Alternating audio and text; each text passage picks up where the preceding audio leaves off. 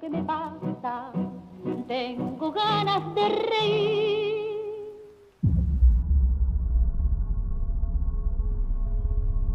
I've never told anyone this before, and I don't know why I'm saying it now. I should have reported what happened, but I didn't. And that choice sits in my throat like something I can't swallow. If you're listening, it's because I can't carry it alone anymore. And because I'm starting to feel like the past didn't stay where it was supposed to. Something irreversible happened because I stayed quiet. And I've been living inside that silence ever since. I'm sitting at my kitchen table as I say this, the kind of cheap, laminated surface that always feels slightly sticky, no matter how much you wipe it down. The overhead light hums, and the window above the sink is black, reflecting my face back at me like a dull mirror. My phone is face down beside my mug, and I keep glancing at it like it might light up, with a number I recognize. I'm not saying this for attention. I'm saying it because I still see his patience in certain kinds of stillness. Back then, my life was plain in a way that felt protective. I rented a one-bedroom apartment on the third floor of a brown brick building, with a narrow hallway that always smelled faintly like someone's laundry detergent. Every evening I locked my door, tugged the handle twice, and listened for the click to settle into place. My neighbors were quiet, the kind of people you pass without learning names. The stairwell light flickered, and I learned which step creaked. Before it could surprise me, my job was the reason I was alone so often. I worked as a facilities coordinator for a small medical office complex, the kind of place with beiged walls and framed prints of forests meant to calm anxious patients. After the clinics closed, the building emptied out, and my shift became a slow routine of checks and paperwork. I liked the predictability of it. The security desk was tucked behind a glass partition in the lobby, and from there I could see the front doors and the quiet parking lot. Beyond that, every night started with the same drive. I left at 5:40, merged onto the same roads, and stopped at the same gas station when my tank dipped below half, because I didn't like surprises. The fluorescent lights inside that station made everything look slightly sickly, and the cashier always greeted me the same way, without looking up from her crossword. I bought coffee that tasted burnt and held it between my palms on the walk back to my car, letting the heat convince me I was awake. The employee parking lot at the medical complex was flat and open, lined with thin trees that looked like they were always straining against the wind. I parked under one of the taller lights, not because it actually made me safer, but because it made me feel seen. The building's front windows reflected the lot like dark glass, and at night it looked less like a place for medicine and more like an empty mall. My footsteps echoed off the concrete when I crossed to the entrance. The lobby at night had its own sound, a kind of soft mechanical breathing from the ventilation system. The air smelled faintly of disinfectant and carpet shampoo. I hung my jacket on the back of my chair, sat at the desk, and watched the security monitors cycle through their feeds. Most of the screens showed nothing but still hallways and closed doors. I used to find comfort in that sameness, the way the building looked like it was holding its breath. The first unsettling detail was so small, I didn't even mention it to anyone. One night, when I reached the east entrance to lock it during my rounds, the door was already latched. The metal bar was in place, and the little red locked indicator sat in the window like a warning. I stood there with my key in my hand, staring at the seam of the door as if it might explain itself. My checklist said it should have been open until I locked it, and the timing didn't match. A couple nights later, I walked into the break room and found a chair turned away from the table. It wasn't just pulled out, it was angled toward the hallway like someone had positioned it to look out the door. The room was lit by a single overhead panel that made the vending machine shine like a glass coffin. I put my hand on the chair's back, and it was still warm, which made my stomach tighten in a way that didn't feel reasonable. Told myself it was leftover heat from the day. A week after that, I paused in the lobby and looked through the glass doors. Across the street, under a streetlight that cast a pale cone on the sidewalk, there was a man standing near the bus stop bench. The last bus had passed hours earlier, and the bench was empty. He didn't pace, or smoke, or look at his phone. He just stood with his hands in his pockets, facing the building as if he was waiting for it to do something. The next night, when I pulled into the lot and cut my headlights, I saw him again, in almost the exact same place. The streetlight flickered once, and his face shifted between light and shadow, like a slow blink. I stayed in my car longer than usual, watching through the windshield. He didn't wave. He didn't move away when a car passed. His stillness didn't look like patience. It looked like practice. I tried to ignore him, the way you ignore an unpleasant thought. The lobby's front doors were thick glass, and I could see his silhouette if I turned my head just right. I kept my eyes on the monitors instead, letting the glow of the screens wash out the darkness beyond. But each time the camera feed rotated, I found myself searching for him in the reflections. My body reacted before my mind could. A small tightening behind the ribs, like bracing for a touch that hadn't come yet. One night, I checked the cameras specifically for the sidewalk across the street. The feed showed the bus stop and the streetlight, grainy and colorless. I scrubbed backward and forward, watching the empty frame repeat. Then, for a moment, the picture GLIT. CHED. And when it steadied, he was there, not entering the frame, not approaching, just present, as if the camera had forgotten to show him until then. I replayed it until my eyes watered, trying to convince myself. It was just compression artifacts. The changes inside my office started quietly. I came back from around and found my pen placed perfectly parallel to the desk's edge, the way I never bothered to do. My sticky notes were stacked in a neat square instead of fanned out. The chair was lowered by several inches, enough that my knees hit the underside of the desk when I sat down. I stood behind the chair for a long time, staring at the lever, trying to remember if I had adjusted it earlier. The air in the room felt a degree colder, as if someone had opened a door recently.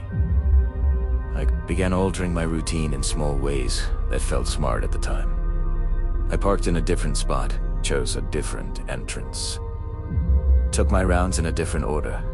Each change made me feel briefly in control, like moving pieces on a board. But the next evening, when I walked past the front windows, I saw the man across the street shift his posture slightly, angling his body toward the new door I'd chosen.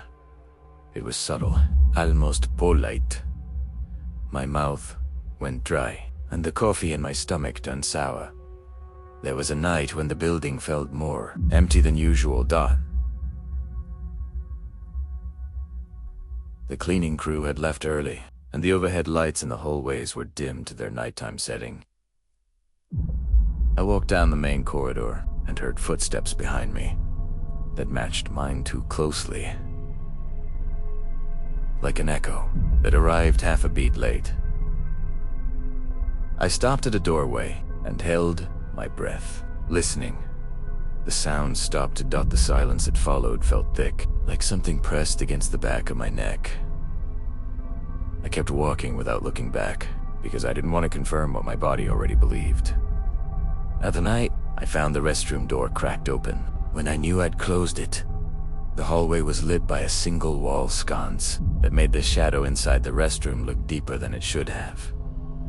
I pushed the door with one finger, and it swung inward with a slow, soft scrape. The air smelled like damp paper towels. One stall door was latched from the inside. I stood in front of it, staring at the gap beneath, waiting for movement. When I knocked, the latch clicked open on its own, and the stall was empty. The critical mistake started with an assumption that felt harmless. I told myself I was imagining it, that my nerves were inventing patterns because I spent too much time alone. I told myself calling the police would make me look foolish, and I hated the idea of becoming a story people told in the break room. So when I saw the man closer than usual, standing at the edge of the employee lot under the tree line, I didn't react the way I should have. I just walked faster, keys clenched between my fingers like a weak weapon. The moment I should have chosen differently happened at the lab. Corridor door. It was a heavy door with a narrow window, and beyond it the hallway lights were dim, glowing on polished tile. I had my keycard in hand, and I hesitated with my thumb hovering over the reader. I could hear a faint sound on the other side, like someone shifting their weight, a shoe scuffing the floor. My heart beat so hard it felt like it was knocking against my teeth. Instead of backing away, I swiped the cart and pushed the door open. He was standing just a few feet inside, close enough that I could see the texture of his jacket and the pale line of a scar near his jaw. His eyes were calm and a little tired, as if we were both stuck doing something late at night. He smiled like we shared a private understanding. The hallway smelled faintly of antiseptic and metal. I couldn't speak. I couldn't even step back smoothly. My foot caught on the threshold, and for a second I felt like a child in a hallway too big for him. He spoke quietly, and the softness made it worse. He said my name the way someone does when they trying not to startle you. He didn't threaten me. He didn't raise his voice. He asked if anyone else was in the building, and his tone suggested he already knew the answer. I heard myself say no. Before I realized I'd answered, the word left my mouth flat and obedient, and the moment it hung in the air between us. I understood. I had just handed him something he wanted. The climax wasn't loud. It unfolded in a series of small, irreversible actions. He walked past me down the corridor, and I stood in place, watching the back of his head bob slightly with each step. A door clicked farther down, then another. The sound of a cabinet drawer sliding open traveled along the hallway like a whisper. I didn't chase him. I didn't call out. My hands were shaking so hard I could hear my keys rattling, and I kept telling myself, if I stayed still, if I didn't interfere, he might just leave. I followed at a distance that felt like cowardice dressed up as caution. The lab area was dim, lit by emergency lights that made everything look gray and underwater.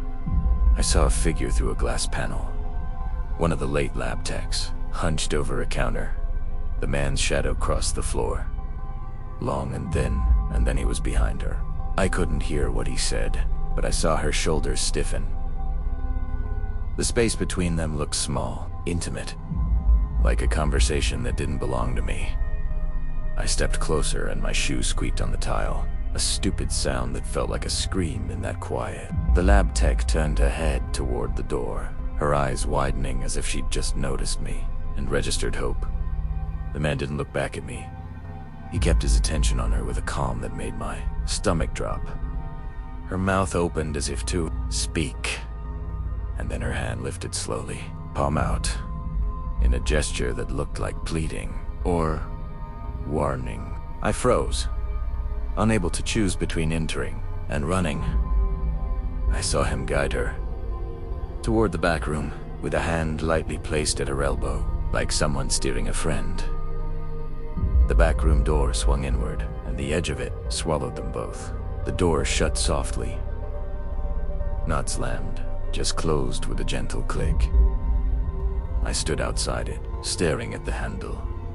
My breath sounded too loud in my own ears. I waited for shouting, for banging, for anything that would make it simple. But the building stayed quiet, as if it was respecting their privacy. When I finally moved, it was with a sense of panic that felt delayed. I grabbed the handle and pulled, and the door didn't open. I tugged again, harder, and felt the resistance of a lock engaged from the inside. My hand slipped on the metal, and my palms stung. I pressed my ear to the door. I could hear a faint rustle, a soft shifting sound, and then nothing. The silence after that felt deliberate, like someone had decided not to make noise. The immediate aftermath was a blur of bright, fluorescent light and my own shaking hands. I stumbled back into the corridor and fumbled for my phone, my fingers too numb to hit the right numbers. When I finally called 911, my voice sounded calm, in a way that didn't match what I felt, as if my throat was trying to protect me by making everything normal. I told them someone was inside, that a door was locked, that I needed help. I didn't say the part about how long I'd been watching him. I didn't say the part about answering his question. The police arrived with a rush of boots and radios that made the building feel suddenly crowded.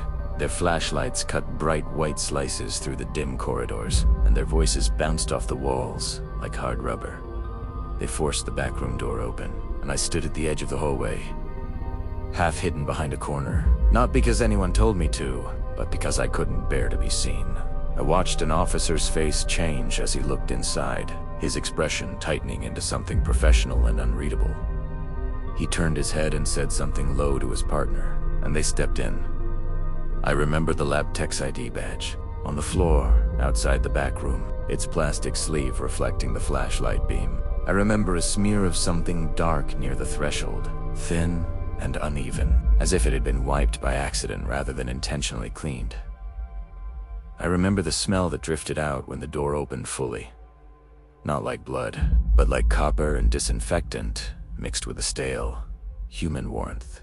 I pressed my back against the wall, sliding down until I was sitting on the tile, because my legs wouldn't hold me. The next day, I sat in a small interview room at the police station, with a metal table bolted to the floor. The overhead light buzzed louder than it needed to, and the air smelled like old coffee. An officer asked me questions in a measured voice, and I answered with half-truths that felt easier to breathe. I told him I'd seen a stranger on the property that night. I told him I hadn't recognized him.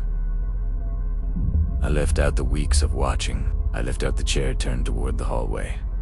I left out the part where I said the building was empty.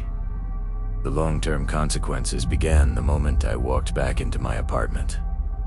The hallway smelled the same as always, but it felt staged, like a set that could collapse if I leaned too hard on it.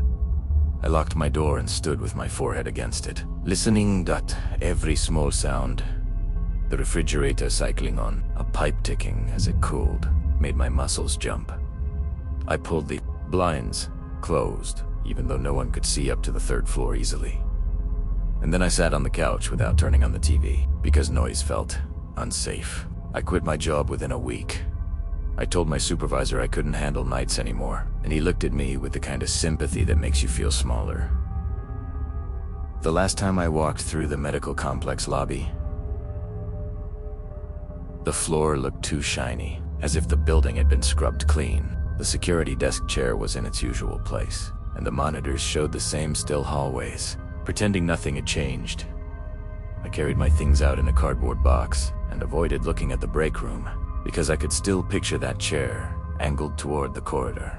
I moved to a different part of the city, then another, chasing the idea that a new location would break the pattern.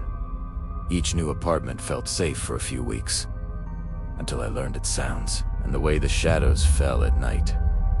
I started checking the peephole 3 times before opening the door. I started listening for footsteps on the stairwell and counting them until they passed. I avoided night shifts in quiet parking lots. I kept my phone charged and within reach at all times, like it was a talisman. The guilt didn't show itself as sadness. It showed itself as vigilance. I noticed cars idling too long at a curb. I noticed people lingering near entrances. I noticed doors that weren't fully latched. I watched strangers, hence the way you watch animals for signs they might bolt. In crowded places, I stood where I could see exits. In my own home, I kept lamps on in corners, because darkness felt like someone else's advantage. And I never told anyone why. It was easier to let people think I was just anxious. Years passed, and the case became a story people told without naming me. A late-night attack at a medical office complex. A suspect never found. A tragedy that faded into the city's backlog of pain. I told myself my silence hadn't mattered, because the outcome would have been the same. But every time I tried to believe that, I saw the lab tech's face turning toward me through the glass panel. I saw her hand lift, palm out, and I heard my own voice, answering his question with a quiet no. Last week, I stopped at a gas station I don't usually use, because my tank was low and I didn't want to push it. The fluorescent lights made the pavement look wet, even though it was dry. I stood beside my car, filling the tank, feeling the cold air bite at my knuckles. Across the lot, near the edge of the light, a man leaned against the ice machine. His hands were in his pockets, his head slightly tilted, as if he was listening to something. When I looked up, he was already looking at me tonight. Back at my kitchen table, I keep thinking about how familiar that stillness felt. I keep seeing the way he stood just outside the brightest part of the light. Close enough to be visible, but not close enough to be clear. I haven't called anyone. I haven't told a friend. I haven't even written down what he looked like. Because part of me is still the same person who avoided making trouble. I don't know if it was him. I only know the feeling came back instantly. I'm saying this now because I finally understand what my secret really is. It isn't that I saw someone dangerous and did nothing.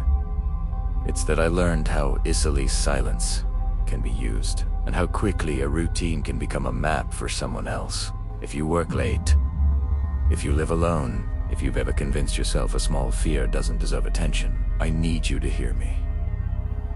The worst part isn't what happened in that building. It's knowing I helped it happen by staying polite. And if that man at the gas station wasn't him, if it was just someone standing in shadow, then I'm even more afraid. Because it means the shape of my guilt has started to attract strangers, all on its own. I keep my phone face down, because I'm terrified it will light up with a number I don't recognize, and I'll answer anyway.